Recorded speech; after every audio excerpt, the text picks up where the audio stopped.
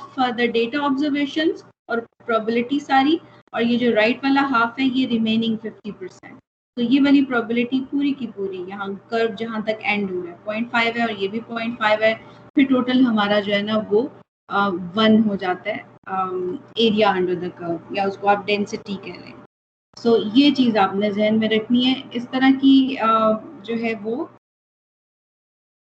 Questions हम जिस तरह कर रहे होते हैं, इनमें से ये 9 ये एक्सरसाइज आपके सामने है, कोई सा क्वेश्चन जो आपको मुश्किल लगा, उसकी टेक्निकलिटी समझ नहीं आ रही कि क्या करें। बाकी जो हम ये टेबल कंसल्ट कर रहे होते हैं ना, ये टेबल आपको सिर्फ और सिर्फ लेफ्ट जो है ना से स्टार्ट होती हुई कंसल्टेंसी बता रहा होता है, लेफ्ट साइड से। तो अगर आपको राइट साइड वाली कंसल्टेंसी चाहिए होती है तो उसके लिए फिर हम प्रोसीजर अपना थोड़ा सा चेंज करते हैं। और अगर नेगेटिव जीज के अगेंस्ट आपने देखना होता है तो टेबल तो आपको प्लस जी के अगेंस्ट इंफॉर्मेशन बता रहा होता है, बट यूजिंग दिस फॉर्मूला आप माइनस जीज के लिए प्रोबेबिलिटी कैलकुलेट कर सकते हैं। हमें जो लेस देन इक्वल टू वाले हैं उनके लिए भी सेम होगा, लेस देन वाले जैसे होंगे जो उनकी वैल्यू आएगी वही होगी लेस देन इक्वल टू के लिए। लेस देन इक्वल टू जो जी की वैल्यूज हमें बता रही होती है उन्होंने, जैसे लिखा होना है जी लेस देन इक्वल टू, ये पी वाला जो है जी लेस देन इक्वल टू -1.645, तो अब ठीक है। हम तो लेस की फाइंड कर रहे हैं तो इक्वल टू का समझ नहीं आएगा। हमारा जो नॉर्मल कर्व होता है ना, बेसिकली जो कॉन्टिन्यूअस वेरिएबल होता है, तो कॉन्टिन्यूअस वेरिएबल में मैंने आपको लास्ट टाइम समझाया था कि अगर हम इस तरह से लिखते हैं ना जी लेस देन 2.1, या मैं लिख दूं जी जो है वो लेस देन इक्वल टू 2.1, इन दोनों का मतलब सेम है, इन दोनों में कोई डिफरेंस नहीं है, बोथ आर इक्वल, क्योंकि वेरिएबल हमारा कॉन्टिन्यूअस होता है। तो कॉन्टिन्यूटी के केस में इक्वल टू या फिर इक्वल टू कंसीडर ना करें, वो वेरिएबल कॉन्टिन्यूटी में चल रहा होता है ना, तो उससे कोई फर्क नहीं पड़ता, बोथ मीन सेम। आपने यही क्वेश्चन पूछा था? Yes ma'am. और दूसरी बात ये कि जब आप ये प्रोबेबिलिटी कैलकुलेट करते हैं ना, तो यहाँ पर उन्होंने जी आपको लेस देन -1.645 बताया हुआ है। सो ये दो क्वेश्चंस हैं, वो वाला पार्ट और ये पी वाला पार्ट, इसमें ग्रेटर देन -1.645 है और यहाँ पर लेस देन -1.645 है। ये दोनों जो है ये इम्पोर्टेंट है बहुत समझना। इसको हम किस तरह से करते हैं, मैं टेबल पहले यहाँ पर ले आती हूँ।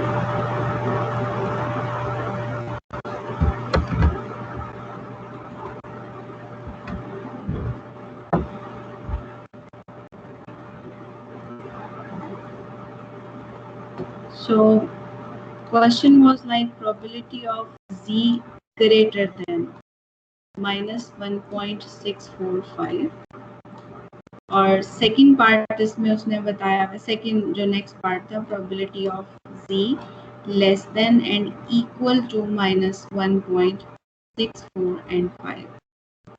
सो ये जो ग्रेटर वाला साइन है इसका क्या मतलब है, और ये जो लेस वाला साइन है इसका क्या मतलब है। ग्रेटर जितनी भी लार्जर ऑब्जर्वेशंस होती हैं किसी भी पॉइंट से, मैं अगर आपसे कहती हूँ कि हम ये स्केल लाइन है ना, यहाँ पर द नंबर रिटन इज 1, मैं आपसे कहती हूँ ग्रेटर देन 1 एरिया बताएंगे कौन सा होगा, तो जाहिर सी बात है कि आप उस पॉइंट से राइट साइड पर निकल जाएंगे, ठीक है। और अगर आपसे मैं कहूँ कि लेस देन 1 पॉइंट आउट करें स्केल पर कहाँ पर है, तो आप उस पॉइंट से लेफ्ट साइड पर चले जाएंगे। Same is the concept here, जब आपको ग्रेटर वाला साइन इन्होंने दिखाया होगा, तो दैट मीन्स कि आपने कर्व के अपना जो कर्व है ना उसके राइट साइड पर चले जाना है। जब आपको लेस देन वाला साइन होता है तो दैट मीन्स कि आपने लेफ्ट साइड पर रहना है। अब प्रॉब्लम ये होती है कि हमारा ये जो कर्व है ना, ये हमें सिर्फ लेफ्ट साइड वाली इंफॉर्मेशन बता रहा होता है, probability of z less than equal to z, यानी अगर आप यहाँ पर ये वाला पॉइंट देख रहे हैं ना 0.3 एंड 1, तो 0.310 से बड़ा है क्योंकि जरा सा यहाँ पर होगा, ये जो मुझे टेबल ने प्रोबेबिलिटी बताई है, अब क्वेश्चन ये अराइज होता है कि ये इस पॉइंट से राइट साइड वाली बताई हुई है या लेफ्ट साइड वाली बताई हुई है। तो द आंसर इज कि table will always tell you the left side from that point, जो पॉइंट्स यहाँ पर मेंशन किए हुए हैं। ठीक है, this point is very important. ये आपने याद रखना है कि टेबल ने हमेशा आपको जो भी पॉइंट उसने मेंशन किया हुआ है क्वेश्चन में, उस पॉइंट के लेफ्ट साइड वाली स्टोरी आपको टेबल बता रहा होता है, राइट वाले को हमने खुद से फाइंड आउट करना होता है। सो अगर उन्होंने यहाँ पे कहा है कि probability of z greater than 1.645 और वो भी माइनस में है, तो वो हमने कैलकुलेट करके बताना है कि हाउ टू कैलकुलेट दैट। अब मेरे पास 0 अगर सेंटर में है, सो -1.645 ऑब्वियसली 0 के लेफ्ट साइड पर कहीं होगा। So if this is here, -1.64 and 5. अब आप बताएं कि उसने मुझे कौन सा एरिया फाइंड आउट करने के लिए कहा है, ग्रेटर देन -6.45। तो ये जो -6.45 है, मैं इसके राइट साइड वाला एरिया फाइंड आउट करना चाह रही हूँ या लेफ्ट साइड वाला?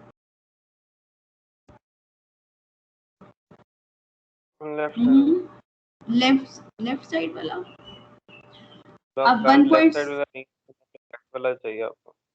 हाँ, हमें जो है ना वो राइट साइड वाला चाहिए, क्योंकि क्वेश्चन में उन्होंने हमसे ये ग्रेटर साइन पूछा हुआ है।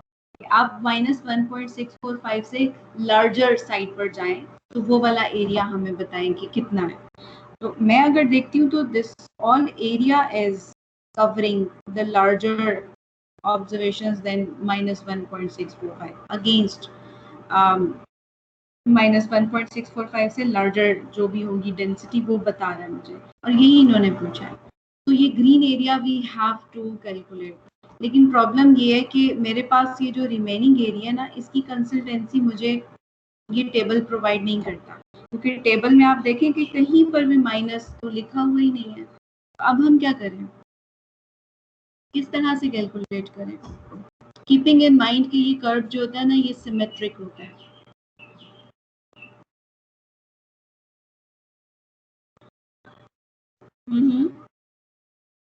1 से माइनस करते हैं। जो भी हमें आंसर मिलेगा उसको 1 में से माइनस कर देंगे हम। लेकिन मैं टेबल में से कैसे कैलकुलेट करूँ ना, -1.645 तो है ही नहीं है, टेबल तो मुझे सिर्फ 1.645 बताएगा। और 1.645 को अगर आप इमेजिन करें तो 1.645 यहाँ पर होगा, यहाँ दिस इज 1.645।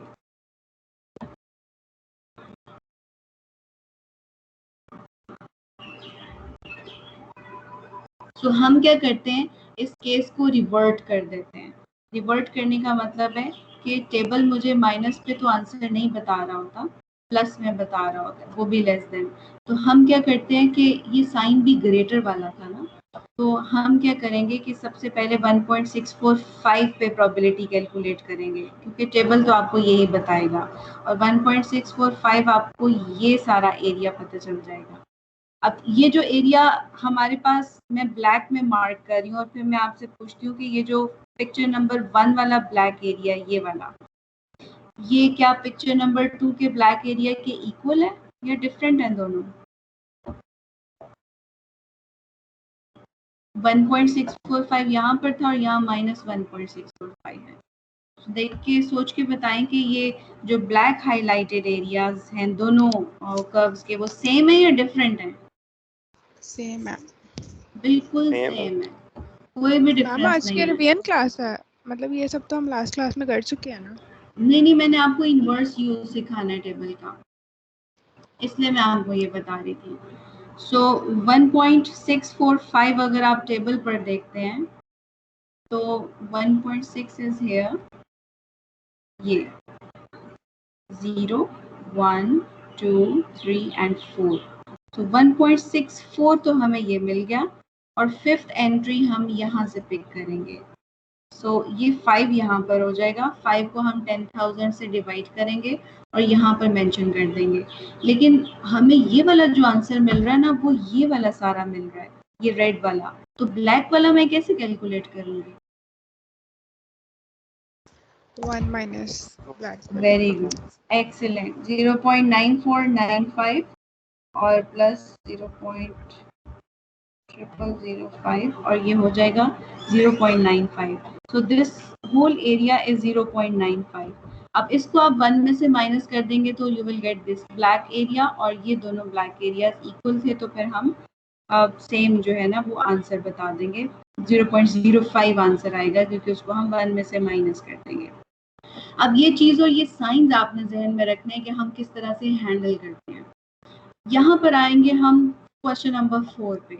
अब you have to use the table inversely, ठीक है। इनवर्सली टेबल को यूज करने का मतलब है कि अब आपको प्रोबेबिलिटीज बता दी जाएंगी, आपने जो है ना प्रोबेबिलिटीज के अगेंस्ट जी को खुद से आइडेंटिफाई करना है कि जी क्या होगा इस प्रोबेबिलिटी के अगेंस्ट। फॉर एग्जांपल अगर मैं आपसे कहती हूँ कि यहाँ मैं लिख देती हूँ 0.8, 0, 2 एंड 3, ये प्रोबेबिलिटी मैंने बताई आपको। इस प्रोबेबिलिटी के अगेंस्ट जी की वैल्यू पिक करेंगे क्या होगी। 0.8023, कीपिंग इन माइंड के प्रोबेबिलिटीज लेफ्ट साइड पर, लेफ्ट से राइट साइड पर आप मूव करते आएंगे ना तो डाउनवर्ड इंक्रीज हो रही होती है। फिर आपको अंदाजा हो जाएगा कि 8023 कहाँ मिलेगा। तो लेफ्ट साइड से डाउनवर्ड इंक्रीज होती चली जा रही है। अब आप यहाँ पर देखते हैं कि 0.8023 कहाँ पर है।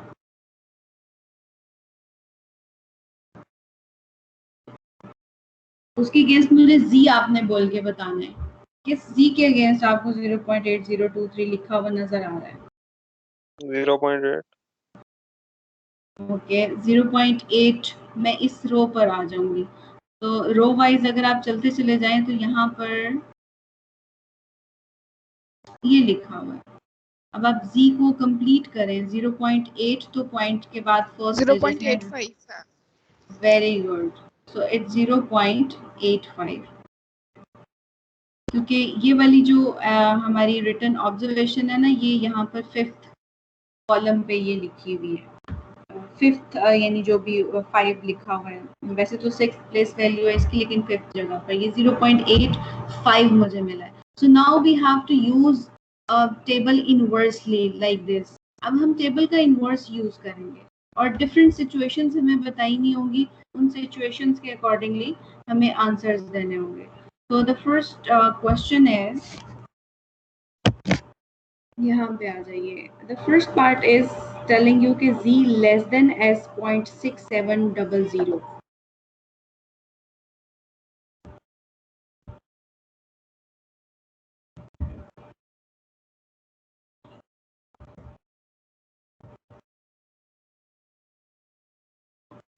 probability of z less than s is equal to 0.6700 था ये, 6700। तो सबसे पहले आपने एट वंस नोटिस करना है कि ये हमें जो साइन मिला हुआ है ना, ये लेस देन वाला दिया हुआ है। सो लेस देन मीन्स कि आपने अपने कर्व के लेफ्ट साइड से जो है ना वो स्टार्टिंग पॉइंट अपना पिक करना है। सो लेफ्ट साइड से अगर मैं चलती हुई आऊँ अपने डेटा ऑब्जर्वेशन, ये जो एक्स एक्सिस पर लाइन है, तो मैं कहाँ तक आऊँ तो मेरी प्रोबेबिलिटी 6700 हो जाएगी।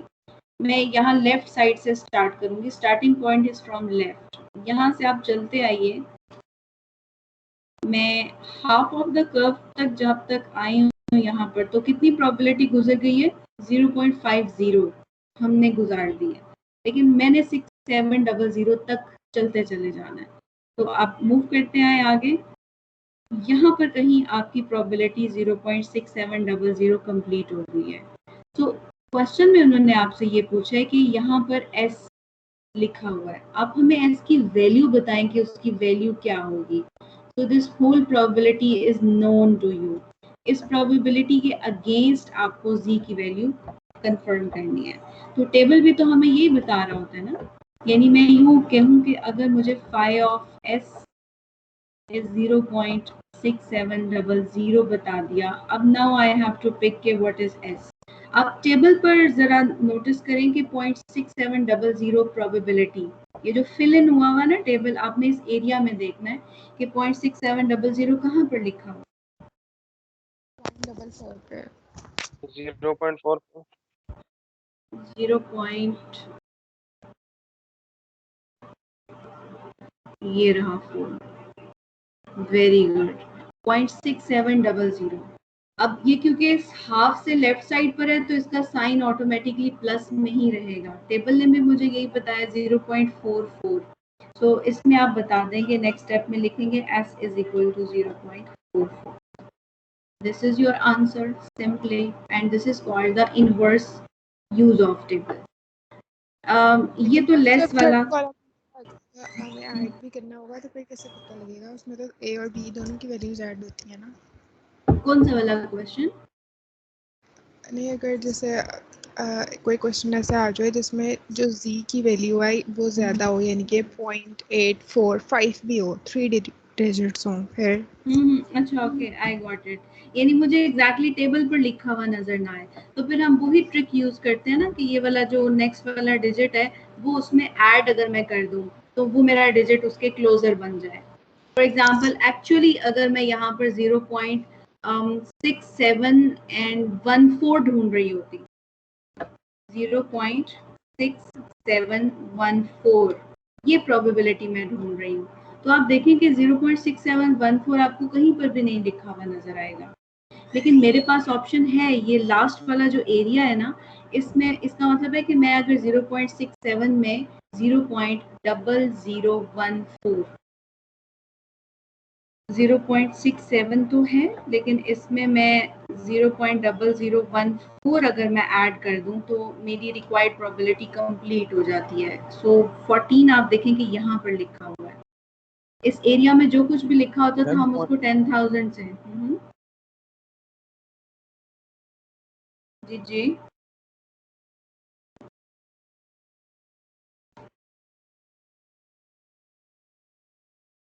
सो ये 0.6714 मेरा इस तरह कंप्लीट होता है ना, तो मैं इसके यहाँ टॉप पर जाऊंगी तो वो रीडिंग नोट कर लूंगी। यहाँ पर भी 4 लिखा हुआ है, इसका मतलब है कि पॉइंट के बाद मुझे थर्ड डिजिट इंक्लूड करना चाहिए, तब मेरा ये 0.6714 कंप्लीट होता है। तो इस केस में जो आप z को रीड करेंगे ना तो 0.44 नहीं होगा, वो यहाँ पर भी आप 4 यूज करेंगे। तो 0.44 is your table value against this probability 0.6714। आपने यही पूछा था?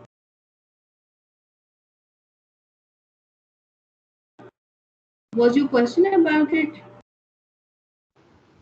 Yes ma'am. आप ये एग्जाम्पल भी अगर देखते हैं ना, यहाँ पर इन्होंने एक आपके सामने इसको सॉल्व भी किया हुआ है। फॉर एग्जाम्पल वो कहते हैं कि the value of t such that probability of z greater than t is 0.8। तो इसमें हम दो बातें सीखेंगे। एक तो अब इन्होंने आपको लेस देन वाली बात नहीं बताई हुई, इन्होंने ग्रेटर देन वाली बात बताई हुई है। So probability of z greater than p is 0.8। जब आपको ये ग्रेटर देन वाला साइन वो बता देते हैं ना, तो इसका मतलब ये होता है कि आपने कर्व के राइट साइड से अपना काउंट स्टार्ट करना है, काउंट डाउन। तो मैं कर्व की लेफ्ट साइड से अब नहीं ट्रेवल करना शुरू करूंगी। ग्रेटर साइड का मतलब है कि यहाँ कर्व की हायर साइड से आप ट्रेवल करते हुए हैं। अब आप देखें कि 0.8 कहाँ कंप्लीट हो जाएगा। मैं यहाँ पर एग्जैक्टली सेंटर पर पहुँचती हूँ, तो मैं सेंटर वैसे क्रॉस कर गई हूँ। तो 0.5 तो यहाँ पर कंप्लीट हो गया था ना मेरा। अब मैं आगे मूव करती हूँ क्योंकि मुझे 0.8 प्रोबेबिलिटी कवर करनी है। तो ग्रेटर देन साइन का मतलब होता है कि start from the right side. तो राइट साइड से मूव करते आप आइए देखिए 0.8 मुझे लगता है कि यहाँ पर आगे कंप्लीट हो जाएगा। सो यहाँ तक मैं 0.8 प्रोबेबिलिटी कवर कर रही हूँ, ये मैं गुजार रही हूँ। This whole probability is 0.8। ठीक है। सो आपको जो है ना वो यहाँ पर जो ऑब्जर्वेशन लिखी हुई है वो टी है। Actually now you have to tell about this T, कि यहाँ पर टी लिखा हुआ क्या है, तो कैसे कैलकुलेट करें इसको?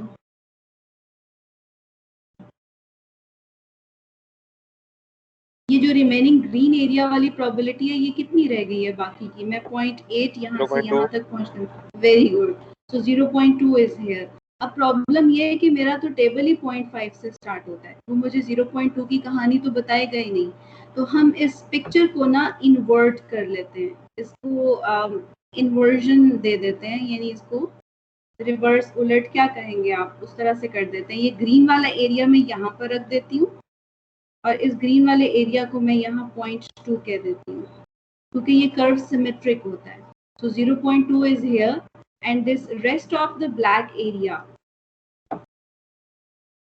ये जो होगा black area, this is actually equal to 0.8। अब आपने क्या करना है कि 0.8 को टेबल में ढूंढना है कहाँ पर है। आप यहाँ टेबल में देखकर बताइए कि एग्जैक्टली 0.8 आपको कहाँ लिखा हुआ नजर आ रहा है।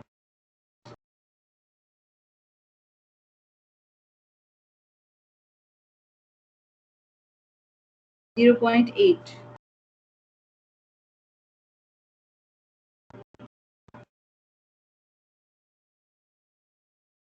मुझे यूँ लगता है कि 0.8 एग्जैक्टली नहीं लिखा हुआ, लेकिन ये दो ऑब्जर्वेशंस हैं जो इमीडिएट 0.8 के करीब करीब हैं, क्लोजर टू 0.8। प्रोबेबिलिटी की बात कर रही हूँ मैं। इन दोनों को अगर मैं, ये पहली वाली ऑब्जर्वेशन है ना जो लेफ्ट ये वाली है, ये वाली ऑब्जर्वेशन, अगर इसको मैं राउंड करूँ तो मैं इसको भी 0.8 कह सकती हूँ, और अगर मैं इस वाली को राउंड करूँ तो मैं इसको भी 0.8 कह सकती हूँ। लेकिन 0.8 के ज्यादा क्लोजर कौन है? आप, मैं अगर आपको ये कहूँ कि ये वाली जो सेकंड ऑब्जर्वेशन है जिसपे मेरा कर्सर है, ये 23 स्टेप्स आगे चली गई है 0.8 से, तो ये वाली ऑब्जर्वेशन आप देखें कि ये कितना लेफ्ट साइड पर रह गई है 0.8 से। मुझे लगता है कि 0.0005 अगर मैं ऐड कर दूं तो ये 0.8 बन जाएगा। Am I right? Yes ma'am. तो इसका मतलब है कि ज्यादातर क्लोजर 0.7995 है, लेकिन 5 पॉइंट का डिस्टेंस है अभी, तो वो मैं 5 यहाँ से क्यों नहीं पिक कर सकती? ये मेरे पास ऑप्शन होती है ना कि अगर मैं 0.7995 मुझे लिखा हुआ मिल रहा है, तो मैं यहाँ से जो 5 मैंने पिक किया था उसको 10,000 से मैं डिवाइड कर देती हूँ अगर, तो ये मेरा आंसर बन जाता है। तो मेरा 0.8 कंप्लीट हो जाएगा। हो गया ना कंप्लीट? तो यहाँ से आप ये वैल्यू पढ़ लें कि ये क्या आपने 2 होगी। के कॉलम से क्यों पिक किया 5? क्योंकि मुझे 5 चाहिए था ना, इस वाली ऑब्जर्वेशन को 8 बनाना चाह रही हूँ मैं, 0.8। तो मतलब आप कॉलम का जो मतलब 2 को नहीं देखेंगे, फिर 5 आपको चाहिए, तो 5 का जो पेरेंट है हम मतलब 2 है, वो कॉलम तो 2 है ना। उसको तो मैं जी वैल्यू में लिखूंगी ना, लेकिन ऐड प्रोबेबिलिटी में तो हम इस चीज को करते हैं ना। तो अब जब आप वैल्यू पढ़ेंगे ना, तो ये 0.8 एंड 4, ये जहां पर मैंने सर्कल किया हुआ ना, मैं इसका कलर चेंज करती हूँ, ये ब्लू सर्कल देखें, ये जो ब्लू सर्कल किया हुआ है ना, मुझे ये वैल्यू चाहिए है, तो मैं इसको पढ़ूंगी 0.84, 0.8, 0.8 एंड 4, ये वाली ऑब्जर्वेशन थी। लेकिन अब ये वाला 2 मैं इसका थर्ड प्लेस पर यहाँ मेंशन कर दूंगी। जो ये प्रोबेबिलिटी होती है ना, इसको तो हम ऐड करते हैं ना, लेकिन जी के लिए लिखने के लिए हम ये टॉप ऑब्जर्वेशन यूज कर रहे होते हैं। सो 2 के अगेंस्ट मुझे ये मेरी रिक्वायर्ड इंफॉर्मेशन मिल गई थी, इसलिए मैंने 2 को यहाँ पर लिख दिया। ये आपको बात समझ में आई है? Yes ma'am. तो फिर प्रोबेबिलिटीज मैम वो जो वैल्यू जो हमें चाहिए हुई वो इन ऐड वाले किसी भी कॉलम में ना हुई, फिर हम क्या करें? फिर आप क्लोजर ऑब्जर्वेशन पिक करेंगे। फॉर एग्जांपल अगर मुझे यहाँ पर रहते हुए 19 चाहिए, तो आप देखें 19 तो लिखा हुआ नहीं है यहाँ पर, लेकिन 18 लिखा हुआ है और फिर 21 लिखा हुआ है, तो 18 इज मच क्लोजर टू 19, 21 काफी आगे चला जाएगा ना मुझे, लेकिन 19 चाहिए था लेट से। ऐसा कोई आपको प्रॉब्लम आता है कि आप डिसाइड नहीं कर पा रहे हैं, तो क्लोजर वन को डिसाइड करें। तो आप 18 को पिक कर लें और z के लिए आप फिर ये 6 जो है ना इसको यूज कर लें। Okay ma'am. ठीक है, z का जो थर्ड डिजिट होगा, as much as closer you can go, हमें क्लोजर रहना चाहिए जी। Okay ma'am. अभी कोई और भी पूछ रहा था कोई क्वेश्चन? तो 0.842 is the value of z। लेकिन ये मेरी क्योंकि लेफ्ट साइड पर एक्चुअली एग्जिस्ट करती थी, मैंने तो सिर्फ कैलकुलेशन पर्पस के लिए ये इन्वर्जन की हुई है ना, तो इसके लिए हम यहाँ पर माइनस का साइन खुद से अटैच करेंगे। मेरा आंसर 0.842 तो आता है, लेकिन मेरा जी कर्व के लेफ्ट साइड पर मौजूद है और लेफ्ट साइड पर सब ऑब्जर्वेशन नेगेटिव होती हैं, तो मैं इसका साइन खुद से नेगेटिव करूंगी। ठीक है, दैट पॉइंट नीड्स अटेंशन कि आपने जो आंसर देना है अब उसके साथ माइनस साइन आपने खुद से चूज करना है। That was the inversion of this actual curve. तो एक्चुअली तो मुझे एक्चुअल कर्व पे रहते हुए आंसर देना है। This was a very important point. यहाँ से मैं आपको एक क्वेश्चन बताती हूँ, वो फिर आप मेरे साथ सॉल्व करें। एफ पार्ट जो है, probability of z greater than t is 0.1194.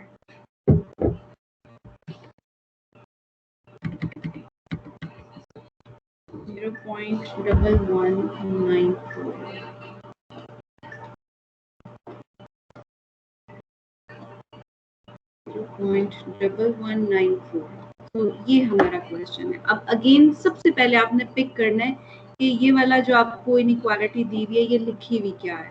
Again इन्होंने ग्रेटर देन लिखी हुई है, तो मैं क्या करूं, मैं कर्व के राइट साइड से स्टार्ट लूं अपना या लेफ्ट साइड से? Right side. Very good. So हम राइट साइड से स्टार्ट लेंगे और सेंटर में जो है ना वो हमें पता है कि यहाँ ये एग्जैक्ट सेंटर तो नहीं हुआ, लेकिन यहाँ पर 0 होता है और ये सारा लेफ्ट राइट हाफ जो है ना वो 0.5 है। सो हम यहाँ से चलते जाएंगे। 0.1194 में कहाँ पर स्टॉप हो जाऊँ अंदाजन? मुझे लगता है कि बस यहाँ पर ही स्टॉप हो जाए हम। ये वाला जो एरिया है ना, this is 0.1194, am I right? Yes ma'am. So अब आप कैसे क्वेश्चन को लेकर जाएंगे? ये वाला जो पॉइंट है ना, इसका नाम इन्होंने टी रखा हुआ है। Very good, excellent. मुझे पता है कि ये वाली इंफॉर्मेशन जो है ना वो 0.1194 है, लेकिन प्रॉब्लम ये होती है कि कर्व की कंसल्टेंसी के लिए मुझे ये सब चाहिए होता है। तो हम 0.1194 को 1 में से माइनस करके अपना ये ग्रीन वाला पार्ट ले लेंगे, तो 1 माइनस 0.8806 0.880 and 6।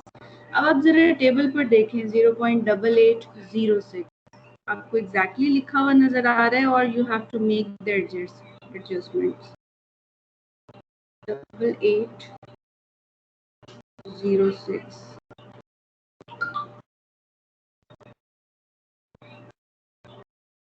मुझे यहाँ 8810 नजर आ रहा है और फिर ये 8790 है।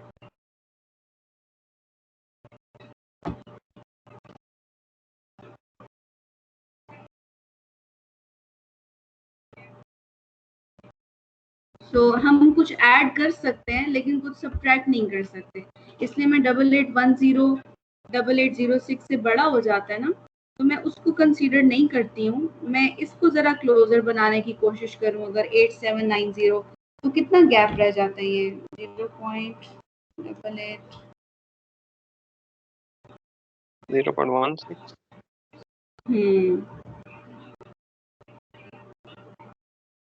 8790 ये मुझे 0.0016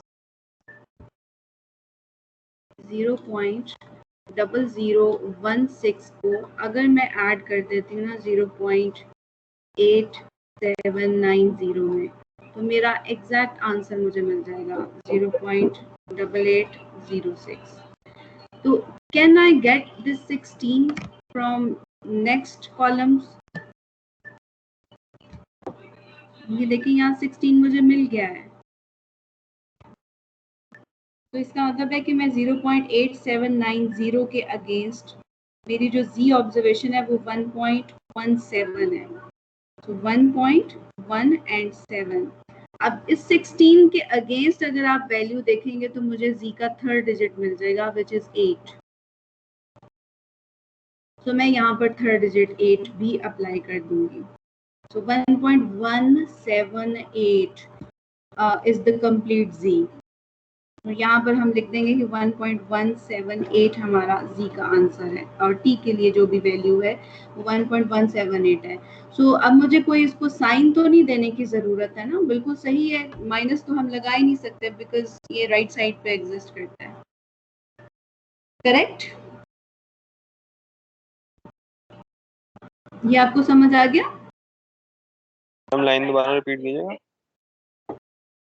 ये यहाँ तक पॉइंट आपको समझ आ गया था कि 0.8790। अगर मैं इसमें 0.0016 को ऐड कर देती हूँ ना तो मेरी रिक्वायर्ड प्रोबेबिलिटी मुझे मिल जाती है ये 0.8806। ठीक है, अब ये 0.8806 हमें आंसर मिल गया है, लेकिन मैं रीड कैसे करूँ अपने जी को?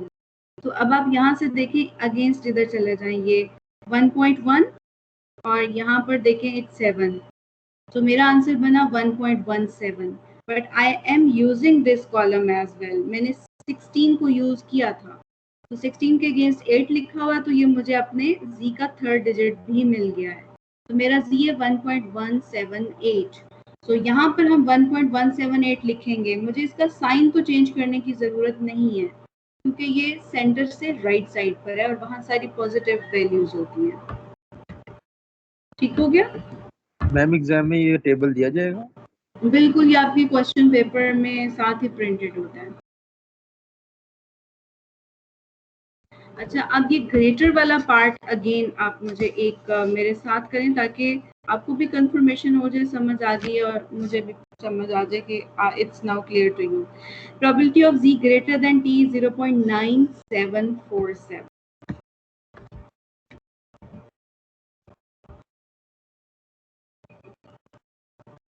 So probability of z greater than t 0.9747।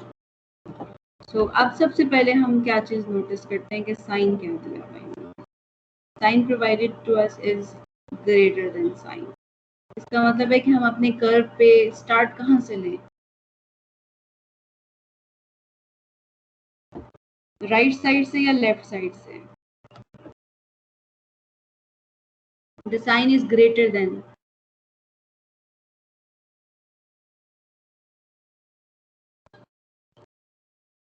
बता दें जल्दी से। मैं कर्व पे ये जो प्रोबेबिलिटी मुझे वेरी गुड पॉइंट आउट करनी है ना, लार्जर साइन हमें दिया हुआ है तो मैं यहाँ राइट साइड से स्टार्ट करूंगी। 0.97 अगर आप चलते आएंगे यहाँ तक मैं पहुंची हूँ तो 0.5 हो चुका, फिर चलते जाइए आप 0.9747 अराउंड यहाँ पर हो जाएगा। ट्रू। सो 0.97 जो है ना वो यहाँ तक अगर मैं पहुँचती हूँ ना चलते हुए, तो ये सब प्रोबेबिलिटी जो हमने कवर की है, दिस इज एक्चुअली 0.97। तो मैं इसको, ये कर्व एक्चुअली क्लोज तो नहीं होता लेकिन मैं सिर्फ फिल इन के लिए ना इसको क्लोज कर देती हूँ। सो ये हमारी प्रोबेबिलिटी हो गई है इस फॉर्मेट में। अब आप देखिए कि हम जो रिमेनिंग एरिया है, ये वाला जो लेफ्ट ओवर पार्ट है, एक्चुअली लेफ्ट साइड मुझे टेबल से कंफर्म होती है, राइट साइड को हम खुद एडजस्टमेंट देते हैं। ये चीज़ तो मुझे टेबल मेरा स्टार्ट ही 0.5 से हो रहा है।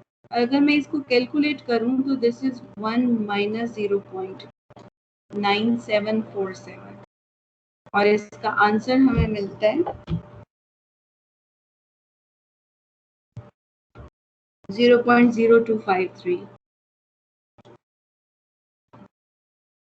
सो जब हम इस प्रॉब्लम में आ जाते हैं ना तो हम अपने इस कर्व को इन्वर्जन रूल से इन्वर्ट कर देते हैं। मैं इसको इन्वर्ट कर दूंगी और वो उसी तरह से पिक्चर आप ड्रॉ कर दें। अगर आपको वैसे ही नहीं ज़रूरत होती है, आप वैसे ही याद रख सकते हैं तो बिल्कुल फिर भी ठीक होगा। मैं पिक्चर को इन्वर्ट करने लगी हूँ, तो ये जो ग्रीन वाला पार्ट है ना, ये मैंने यहाँ पर रख दिया है और बाकी का जो ब्लैक वाला पार्ट है वो मैं यहाँ पर रख देती हूँ सारा। This is called the inversion law. Colour change करना था। सो अब हम मुझे बताइए कि नेक्स्ट हम क्या करें। अब टेबल से हमने जो है ना वो वैल्यू को रीड करना है, बट टू डू ये आपने याद रखना है, this is called the inversion, क्योंकि टेबल मुझे लेफ्ट साइड की कंसल्टेंसी देता है, तो कर्व हमारा क्योंकि सिमेट्रिक होता है ना, तो we can make much of this thing के कर्व तो सिमेट्रिक है, जो कर्व के लेफ्ट साइड पर है वही कुछ राइट साइड पर यहाँ पर भी हो रहा है। तो again my this curve is symmetric. So मेरा ये जो ब्लैक वाला पूरा एरिया है ना, दिस एरिया इज 0.9747। अब आप जरा इधर देखें टेबल पे, 9747 आपको कहाँ पर लिखा हुआ एग्जैक्टली नजर आ रहा है? 9747।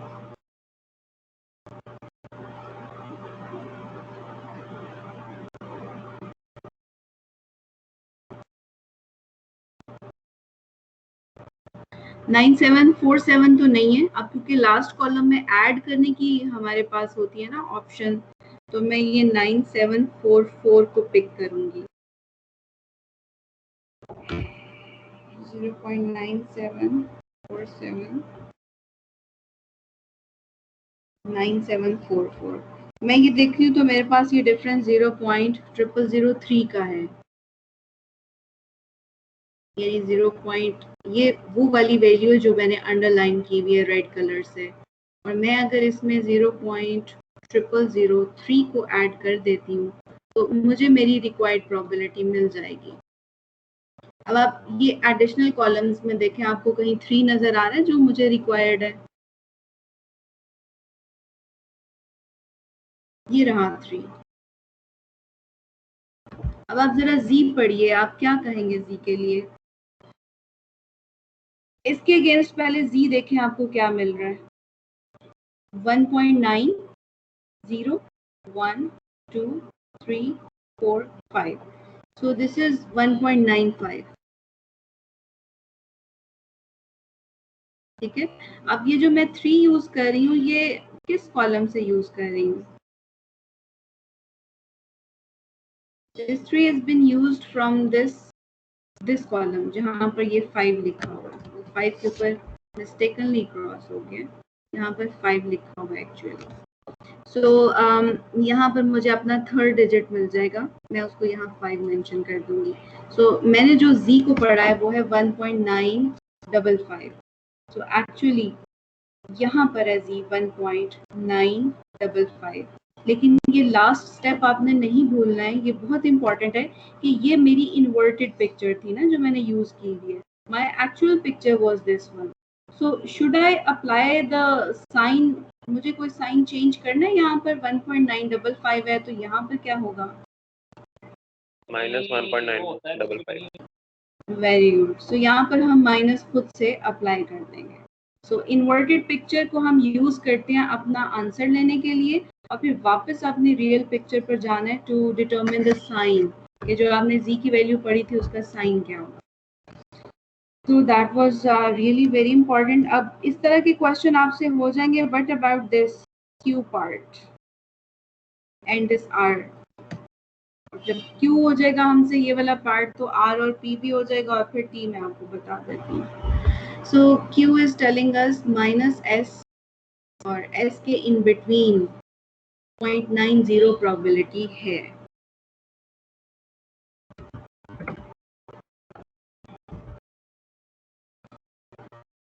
It's like probability -S and +S।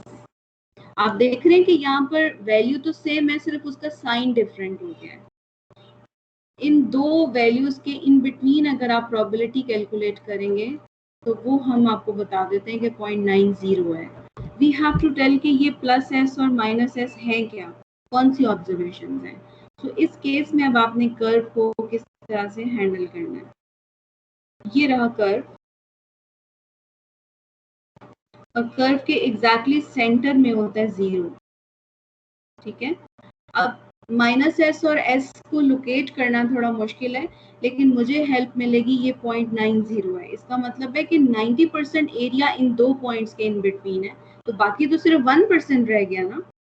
तो हम क्या करेंगे कि मैं यहाँ पर चली जाऊंगी और -s को पॉइंट आउट कर देती हूँ यहाँ पर, और बिल्कुल सेम डिस्टेंस, कोई भी फर्क नहीं है क्योंकि s तो सेम ही रहा ना, सिर्फ उसका साइन डिफरेंट हो गया था। So what ever is s, उतना ही पॉइंट आप राइट साइड पर मूव कर जाए, यहाँ पर प्लस s इज हियर। अब ये वाला जो उसने एरिया मुझे बताया ना, ये एरिया उसने मुझे बता दिया कि this area is 0.90, this whole of the area is 0.90.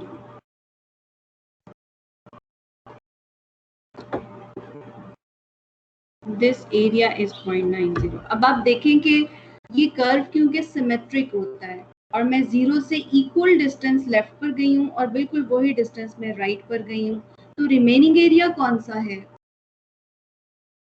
Remaining part of the curve, वो क्या है बताइए? 0.90 हाईलाइट हो गया ना, तो टोटल एरिया कितना होता है कर्व का? 1 में से बाकी का कितना रह गया है? आप सब्ट्रैक्शन करेंगे तो द रिमेनिंग एरिया इज 0.10. अब क्योंकि ये टू साइडेड मेरा कर्व होता है ना, तो इसकी दो साइड्स इक्वल डिवीजन होगी 0.10 की इन दोनों साइड्स पे, because the curve is symmetry. मैं 0 से जितने पॉइंट्स लेफ्ट गई हूँ उतने ही पॉइंट्स मैं राइट पर गई हूँ, तो जो कुछ लेफ्ट ओवर लेफ्ट साइड पर था वही लेफ्ट ओवर तो राइट पर भी होगा ना। तो जो टोटल एरिया 0.1 था ना, उसको हम हाफ कर देंगे। जब मैं इसको हाफ करती हूँ तो my answer comes out to be 0.05. ठीक है। सो अब आपका इसका मतलब हुआ कि ये जो ब्लू वाला आपका पार्ट है, दिस पार्ट इज 0.05. अब आप मुझे देखकर बताइए कि टेबल कंसल्टेंसी आप किस तरह से लेंगे? टेबल तो मुझे लेफ्ट साइड वाली कहानी बताता है। तो मैं यहाँ से लेफ्ट साइड पर चलती चली जाऊँ, तो ये टोटल ब्लू लाइन जो है, ये उसके अगेंस्ट ये मुझे एरिया बताएं कि टोटल क्या हो। मैं प्लस एस से माइनस एस तक जाती हूँ ना, तो वो 0.90 था, मुझे ये पार्ट उसमें ऐड करना चाहिए। तो टोटल एरिया क्या होगा प्लस एस से स्टार्ट तक?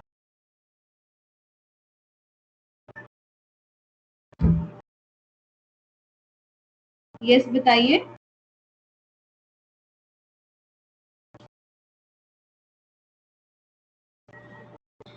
प्लस एस से लेफ्ट साइड की तरफ मूव करते जाएं, टोटल एरिया क्या होगा? आप लोग सब कहाँ पर हैं बाय द वे?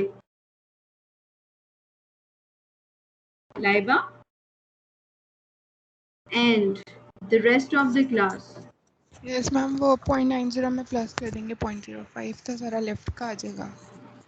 0.95 हो गया।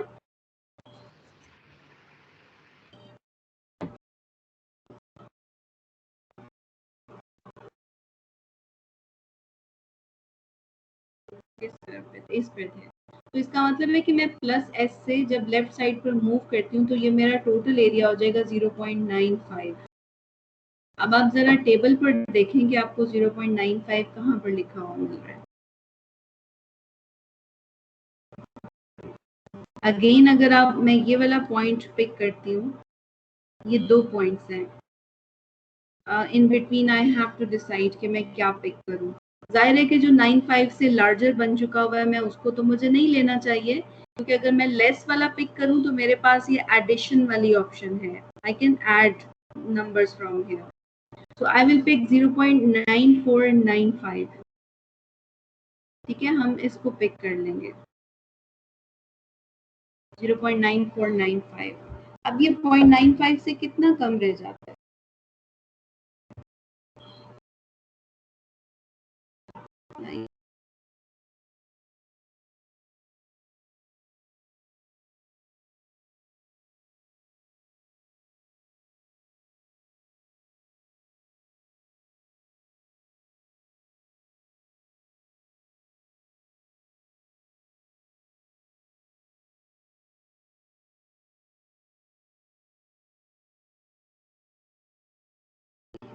नहीं, अब 5 पॉइंट्स ये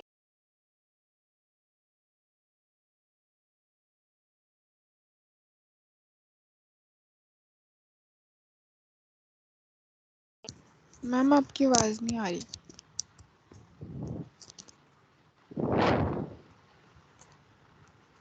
यस।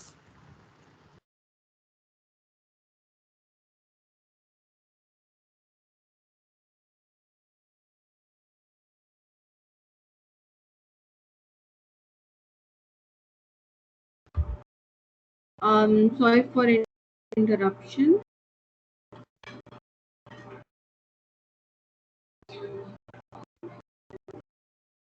यहाँ पर थे हम 0.95 देखना चाह रहे हैं ना, तो ये टू ऑब्जर्वेशंस आर हियर, तो इट्स डन कि मैं 95 से जो ऑब्जर्वेशन नेक्स्ट है ना, मैं उसको नहीं पिक करूंगी, मैं लोअर ऑब्जर्वेशन ले सकती हूँ क्योंकि मेरे पास ये एडिशन ऑप्शन है।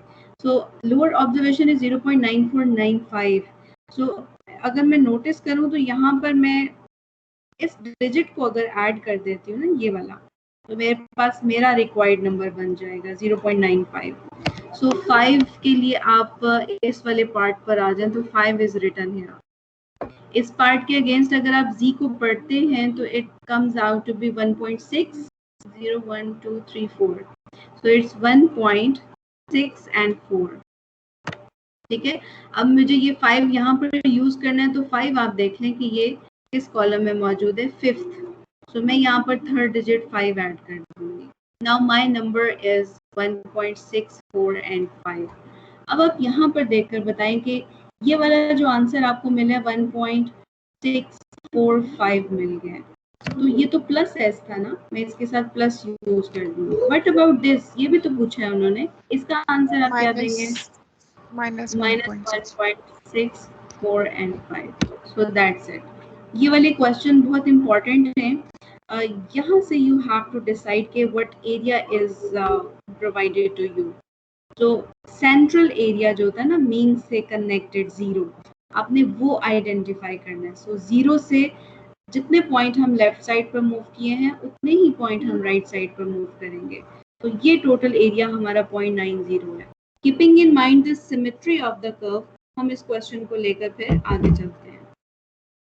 ठीक है, अब ये वाला क्वेश्चन सेम बेस पे, ये क्वेश्चन ये इसका आर पार्ट है, देन पी पार्ट भी ऐसे ही हो जाएगा सेम। ये जो जी पार्ट है ना, इसका क्या मतलब होता है, जहाँ पर हम ये मॉडल साइन मॉड ऑफ जी लिखा हुआ है इन्होंने, इसका क्या मतलब है?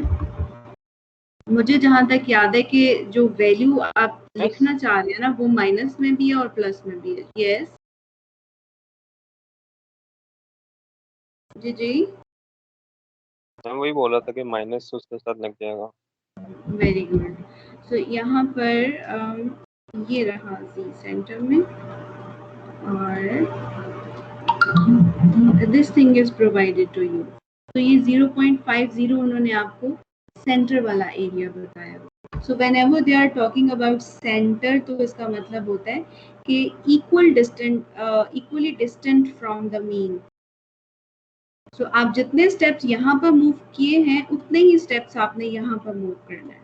So this would be -v and this would be +v, और ये जो है ये आपका जो प्रोवाइडेड एरिया उन्होंने बताया है, दिस प्रोवाइडेड एरिया इज 0.50। अब the rest of the area is equally divided. वो जो बाकी का रह जाता है ना, 0.5 ही बाकी रह जाता है, 0.5 का हाफ यहाँ पर आपने लेना है, और हाफ जो है वो रिमेनिंग हाफ वो यहाँ पर लेना है आप। This is as per the symmetry of curve. ठीक है, तो ये आपको 0.25 यहाँ मिल जाएगा, 0.25 यहाँ। So if this area is 0.25 और यहाँ से लेकर यहाँ तक 0.5 था, तो यहाँ से लेकर ये टोटल एरिया मेरा 0.75 हो जाएगा। Now this time you have to look for z, लेकिन आपने प्रोबेबिलिटी 0.75 चूज करनी है। ठीक है, मैम अटेंडेंस होगी? नहीं मैम वो काइंडली मार्क कर दें।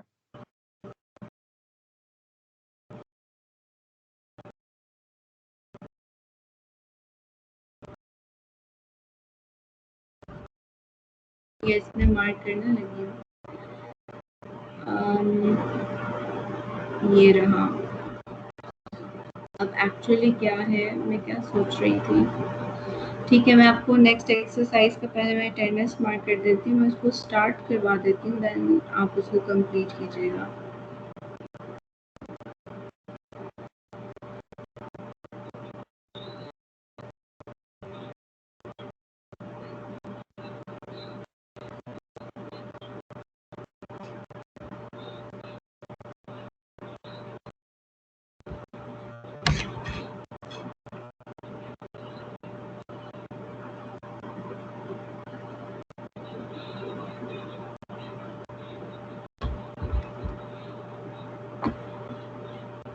आप सब लोगों ने वैक्सीनेशन करवा लिए या वैक्सीनेशन करवाने गए हुए हैं आप लोग, क्योंकि बहुत सारे लोग मैम एब्सेंट अभी हैं। फर्स्ट डोज लगी है। Very good. लेकिन हम सब लोग एब्सेंट क्यों हैं क्लास से?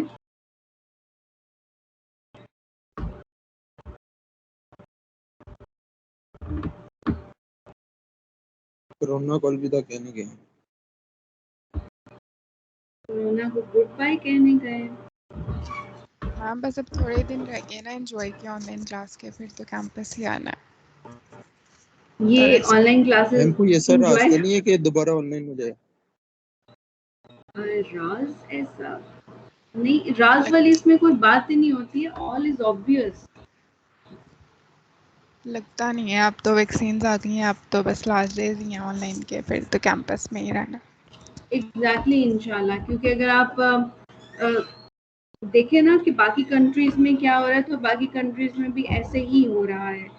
wherever the vaccination has been done strictly, तो वो लोग जो हैं वो फिर लेकिन आप ये ना समझें कि वैक्सीनेशन के बाद भी आर फ्री, तो हम लोग कैंपस में वैसे ही फिर रहे हैं मास्क के बगैर और बाकी प्रिकॉशनरी मेजर्स को हम नहीं फॉलो कर रहे हैं, ऐसा नहीं होने वाला, क्योंकि ये प्रॉब्लम जो है ना ये हमारे साथ है, हमने इसके साथ ही रहना है, तो प्रिकॉशनरी मेजर्स उसी तरह से ही रहते हैं। वैक्सीनेशन डजंट मीन के अब तो हमें कुछ भी नहीं हो सकता, वैसे भी ना हो,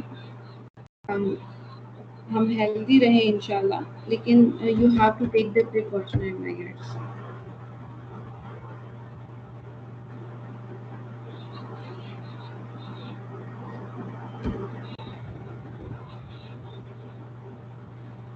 Jameel is absent and Mohammad Abdullah, Faraz Ahmad, Rana Najam,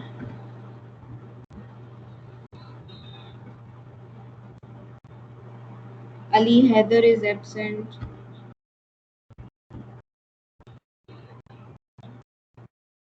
Then Faisal Munir is absent.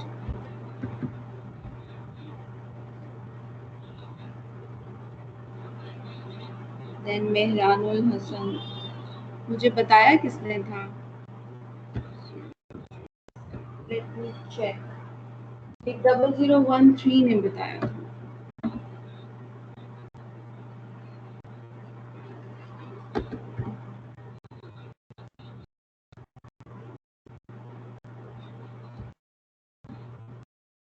चलो कार्ड के भी आएगी।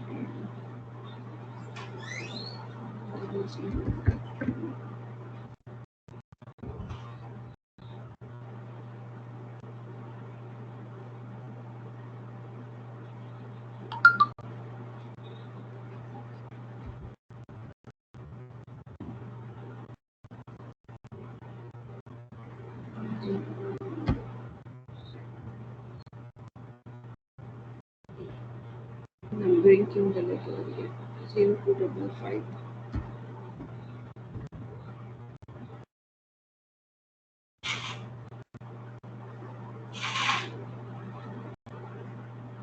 0239।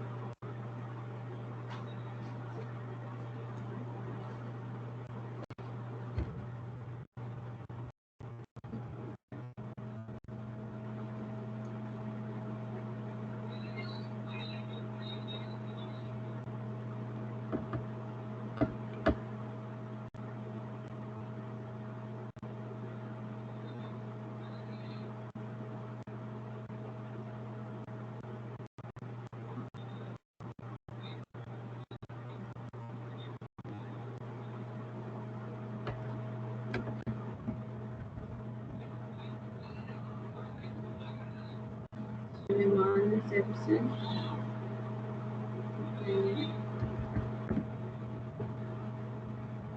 Tayyib is absent. Waqar, Nazir, Daniel, Salim.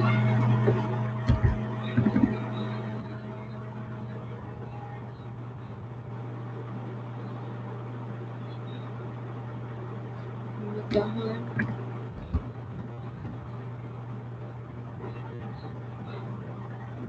मुझे लग रहा है कि weather is getting tougher and tougher. बहुत मुश्किल हो गया है.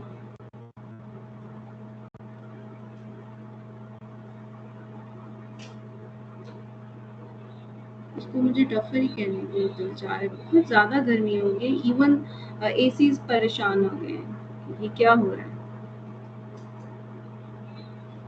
मुझे लगता है कि वोल्टेज सही नहीं आते हैं. कुछ है प्रॉब्लम बैकएंड पे. आप लोगों के अराउंड में लाइट का इशू तो नहीं हो रहा? नहीं मिस. मैम इतनी गर्मी में यूनिवर्सिटी नहीं खोलनी चाहिए ना. आप किस तरह हम आएंगे? ये तो बस शुरू से ही इस ड्यूरेशन में ऐसा ही होता है. वैसे आप लोगों के पहले जब रेगुलर इस ड्यूरेशन में सेमेस्टर होता था तो भी तो ऐसे ही होता होगा ना. इंग्लिश अब ज्यादा होता है. नहीं हम तो आए लेकिन समर्स में. आदत जब है भी घर समर्स रहने थी हमारी ऑफ था. अच्छा ओके. आप लोगों का ये थर्ड सेमेस्टर है या सेकंड? ये फोर्थ है ना. तो फर्स्ट हमारा विंटर में था. फिर उसके बाद तो फिर घर में गुजर गया. तो अभी तक समर में आई नहीं. राइट. यस. वाकई ये मुझे भी बहुत इस तरह से फील हो रहा है कि कंपैरेटिवली बहुत मुश्किल है ये. बारिश के लिए हम दुआ कर सकते हैं कि कुछ सेटल हो जाए जब तक. अच्छा 9B एक्सरसाइज मैं आपको स्टार्ट करवा देती हूँ. इसमें इनिशियली आपको कुछ स्टेप्स ऐड करना पड़ेंगे जो आपको यहाँ पर इस फॉर्मेट पर ले आएंगे. ये जितना फॉर्मेट आपने 9A एक्सरसाइज में किया है. 9A एक्सरसाइज का फॉर्मेट ये था कि हम लोगों को क्वेश्चन जो स्टार्टिंग पॉइंट था वो Z से स्टार्ट होता था. सो Z is provided here. Z की वैल्यूज हमें बता देते थे तो हम डायरेक्ट टेबल से उसको नोटिस कर लेते थे कि what is the probability against that Z और the inverse use of table. अब यहाँ पर हमें जो प्रोवाइडेड इंफॉर्मेशन है is about x variable. For example यहाँ पर इस तरह से ये फर्स्ट क्वेश्चन है.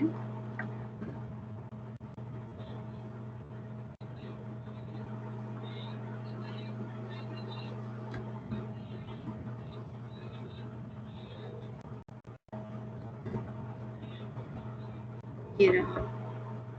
तो इसमें आप लोगों ने जब स्टार्ट लेना है तो इनिशियल जो इंफॉर्मेशन x वेरिएबल की हमें प्रोवाइड की गई हुई है हमने वहां से स्टार्ट लेना है और उसको हम Z के फॉर्मेट में खुद से लेकर आएंगे. For example this is the question.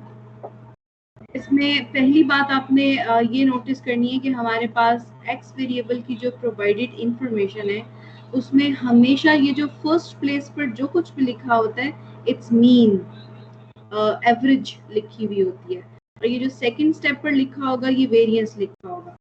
So whenever you are being provided with this information कि normally distributed it's 20 and 16. तो फर्स्ट प्लेस पर जो भी लिखा होगा उसको आपने वेरिएंस नहीं कहना. वो हमेशा से मीन होगा. ये बहुत इंपॉर्टेंट है. अदरवाइज आपका जो Z होता है ना वो टोटल उलट हो जाता है. सो ये जो सेकंड स्टेप पर लिखा होगा दिस इज सिग्मा स्क्वायर यानी वेरिएंस और स्टैंडर्ड डेविएशन आप ले लेंगे इसका स्क्वायर रूट ले लेंगे. सो 4 इज द स्टैंडर्ड डेविएशन. और एक और चीज़ आपने याद रखनी है जो हमने स्टार्ट में सीखी थी कि Z वेरिएबल के लिए फॉर्मूला होता है कि x वैल्यू को जो भी x वेरिएबल की वैल्यू है उसमें से उसका मीन माइनस कर देंगे एंड स्टैंडर्ड डेविएशन से हम उसको डिवीजन दे देंगे. This formula is to relate x value and z variable. x variable और z वेरिएबल को रिलेट करने के लिए हम ये लीनियर ट्रांसफॉर्मेशन यूज करते हैं. और जो भी वेरिएबल रैंडम था कॉन्टिन्यूअस वेरिएबल यानी नॉर्मल डिस्ट्रीब्यूशन को ये वेरिएबल फॉलो कर रहा था तो जाहिर है कि उसका कोई मीन और वेरिएंस होगा. That mean and variance information is provided to you. अब हमने क्या करना है, स्टार्ट यहाँ से इस क्वेश्चन को हम करेंगे. The question is like probability of x less than equal to 26 that you need to calculate. हम यहाँ पर z में इसकी ट्रांसफॉर्मेशन करेंगे. So x minus mu divided by standard deviation less than equal to, अब यहाँ पर जो वैल्यूज मुझे प्रोवाइड की गई थी वो मैं यूज करूंगी. तो this part is important just to tell कि इसके बाद जो ट्रांसफॉर्मेशन है वो हमने किस तरह से की है. सो 26 इज हियर, इसमें से मैं माइनस करूंगी द प्रोवाइडेड मीन जो कि 20 था, और देन डिवीजन हम देंगे स्टैंडर्ड डेविएशन से विच इज 4. सो मेरे पास जो कैलकुलेटेड आंसर आएगा, अब मैं यहाँ पर इसको z लिख दूंगी because x minus mu divided by standard deviation is z, और 26 minus 20 divided by 4 is 1.5. So अब आप ये वाली जो कन्वर्जन आपने कर दी है from here onwards all is like you have done in your 9A exercise. ये initial steps you need to be more focused about. अब मैं आपको ये वाला क्वेश्चन दिखाती हूँ. ये जो क्वेश्चन नंबर 2 है, इसमें क्या होगा, इसमें अगेन हमारे पास इंफॉर्मेशन प्रोवाइडेड जो है वो बस थोड़ी सी डिफरेंट है. मेरे पास यहाँ पर एक्स वेरिएबल का जो मीन और वेरिएंस उन्होंने बताया हुआ ना, वो इंफॉर्मेशन डिफरेंट है. The rest of the procedure is same. Again what you have to do is यहाँ पर मेंशन कर दें कि मीन इज इक्वल टू 24, क्योंकि फर्स्ट स्टेप पर जो भी लिखा होगा वो मीन होगा, and variance is 9, so standard deviation is 3. अब हमें कहा गया कि प्रोबेबिलिटी कैलकुलेट करें x less than equal to 29. अब आप यहाँ पर x minus mean divided by standard deviation, और राइट साइड पर हम वैल्यूज को डील करेंगे. सो 29 में से मीन 24 माइनस करेंगे, एंड डिवीजन में स्टैंडर्ड डेविएशन इज 3 है. नेक्स्ट स्टेप में मैं यहाँ पर अब z मेंशन कर दूंगी, और z की वैल्यू जो हमें मिलेगी 29 माइनस 24 डिवाइडेड बाय 3, 1.6. जब आपको राउंड करना पड़े ना, तो आप 3 डिजिट्स पे राउंड कर सकते हैं, क्योंकि हम z पॉइंट के बाद 3 डिजिट्स तक देख सकते हैं आराम से. सो यहाँ पर एक्चुअली 666 इस तरह से लिखा हुआ है, तो इसलिए मैं आपको बता रही हूँ. तो आप इसको राउंड जब करेंगे तो 0.166 7 कर देंगे. सो टेबल पे फर्स्ट ऑफ ऑल आप 1.6 पिक करेंगे, फिर 6 कॉलम पिक करेंगे, और फिर जो ऐड वाली ऑप्शन होती है ना, वहां से 7th कॉलम पर देख लेंगे कि क्या लिखा होता है. So whenever you have to do the rounding, तो आप राउंड ऑफ करते वक्त ना उसको पॉइंट के बाद 3 डिजिट्स तक आपने राउंड करना है. ये इम्पोर्टेंट पॉइंट है. टेबल वही यूज करना है. अब जब हम z तक पहुंच चुके हैं, तो the rest of the procedure is same that you have followed for exercise 9A. बाकी सब सेम है. So now what you have to do is question number 4 है 9A एक्सरसाइज का, प्लस ये जो एग्जाम्पल्स इन्होंने दी होती हैं ये मिस ना किया करें, ये आप लाजमी किया करें, क्योंकि इन्होंने कर्व की इसमें पॉइंट्स आपको बताए होंगे, and whatever procedure is written here, at least ये स्टेप बाय स्टेप इसको लिखना किस तरह से ये आपको क्लियर हो जाता है. ये भी एग्जाम्पल है. अच्छा, इसमें ना आपने क्वेश्चन नंबर 1 और 2 आपसे हो जाएगा कंप्लीट, क्वेश्चन नंबर 3 भी हो जाएगा.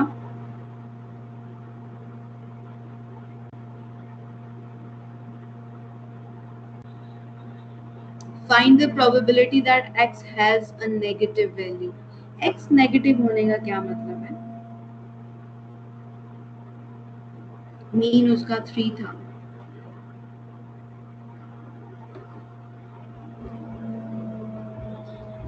मैं किसी भी ऑब्जर्वेशन को जब कह देती हूँ कि प्रोबेबिलिटी कैलकुलेट करें कि वो लेस देन, वो नेगेटिव है, मैं लेस देन क्यों बोल रही हूँ?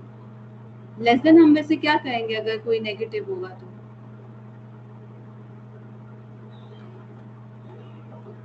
x is negative, ये आपने कैलकुलेट करना है।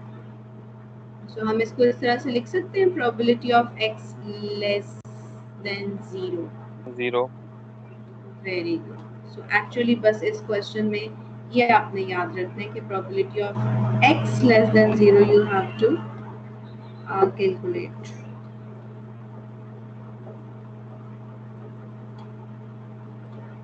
Question number 5. The random variable x has a normal distribution. The mean is mu, where mu is greater than 0. यानी mean कभी भी negative नहीं हो सकता for this particular information. And the variance is 1/4 mu square. So variance 1/4 mu square है, तो standard deviation क्या होगी? This is variance. 1/2 And mu. mu भी आएगा। Very good. तो जब आप इसको कन्वर्ट करेंगे ना z में, तो यहाँ तो आप z लिख दें 1.5 म्यू, और उसमें से सब्ट्रैक्ट करते वक्त 1.5 म्यू में से म्यू को ही सब्ट्रैक्ट कर दें, क्योंकि म्यू की वैल्यू तो उसने हमें दी नहीं हुई है। और स्टैंडर्ड डेविएशन से जब आप डिवीजन देंगे तो मैं 0.5, 1/2 को मैंने 0.5 लिख दिया और म्यू यहाँ लिख दिया। अब आप देख रहे हैं कि म्यू म्यू से खुद ही कैंसिल हो जाएगा। जो न्यूमरेटर में आपको म्यू मिल रहा है 1.5 माइनस म्यू आपको मिलेगा 0.5 म्यू, और डिनोमिनेटर में आपका अगेन 0.5 म्यू है। तो यहाँ पर आपका आंसर आपको मिलेगा probability of z greater than 1। तो अल्टीमेटली ये आपने कैलकुलेट करना है। और अगेन यहाँ पर उसने लिखा हुआ है find the probability that x is negative. तो ये हमें पता है कि इसका क्या मतलब है। सिक्स्थ क्वेश्चन ऑनवर्ड हम नेक्स्ट लेसन में करेंगे। You have to complete till the question number 5 for exercise 9b। ठीक है, और अगर सॉल्व करते हुए किसी स्टेप पर कोई बात समझ में नहीं आ रही होती है तो आप चैट ऑप्शन में पूछ सकते हैं। Here